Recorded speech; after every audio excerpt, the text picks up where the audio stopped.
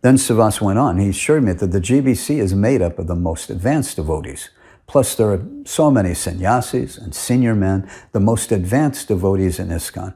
They're chanting their rounds every day. They preach. They attend the programs. They're fully engaged in the loving service of Srila Prabhupada and all these fixed up devotees, except that this Rtvik idea is nothing but poison. It's philosophically deviant. Savas went on and told me, look, at the people promoting the Rtvik side, he said they're mostly fringe devotees living outside the temples. They're fallen, they're blooped. They only blaspheme the new gurus and the GBC and try to get disciples to reject their gurus. What they're doing isn't pleasing to Srila Prabhupada. They're just troublemakers, causing all kinds of problems. These people are envious. They don't live saintly lives. He said, don't listen to their poisonous nonsense. Just listen to the GBC and the advanced devotees on this issue. When he told me this, it seemed to make sense at the time. I thought, yeah, the devotee handing me this letter, it's right. He doesn't live at the temple. And that's right. And when I was talking to him, he just started attacking the character of the gurus. And he did seem bitter. And it was a fact that I didn't know what other instructions Srila Prabhupada gave the GBC. I hadn't been studying this issue yet. So I shouldn't base everything on just one letter, I thought, like Savas was telling me, even though Srila Prabhupada had written that letter for us to read and base our conclusions on just that one letter. But anyway, that's a point I'll make later. But anyway, at that time, I was open and, to what he was saying. So yes, many of the senior devotees, I thought, who are in good standing, they accept the GBC's views. So I decided the best and safest path to be on was for me, at that time, was to accept the GBC's views on this. However, later that day, I did make another attempt to go back and just look at the literature myself. But again, all those bad feelings came up. So I concluded that the bad feelings were obviously because this Rtvik after Samadhi idea was just so poisonous. It's so bad that as soon as I try to study it, I just get hit by this wall of black negative feelings. So I stuck with the GBC side on this issue. Let me insert here, however, that one of the arguments Savas gave against the Rtvik RAS supporters was that he said they were bitter, envious, and blooped or living on the fringe and no longer living at the ISKCON centers. I didn't think about it at the time, but just 10 years earlier, Rameshwar and Bhagawan had tried to kick me out of ISKCON. Bhagawan had called me a fringe devotee and told me I had been blacklisted and would never be allowed to engage in service in ISKCON again.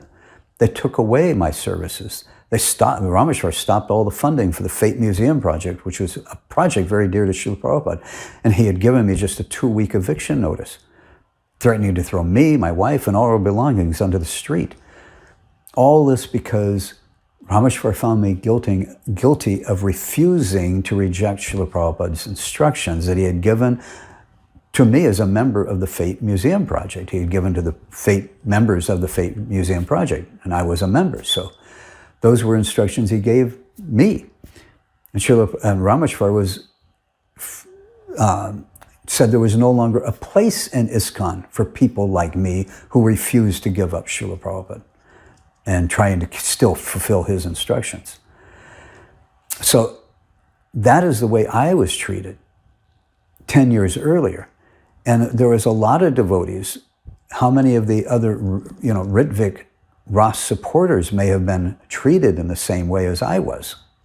So why wouldn't they actually feel bitter? And yes, they may have been living outside because they had been kicked out of ISKCON because they stood up for what they knew was right, and or they just couldn't stomach living within that type of a situation that I went through during the Zonocharya system.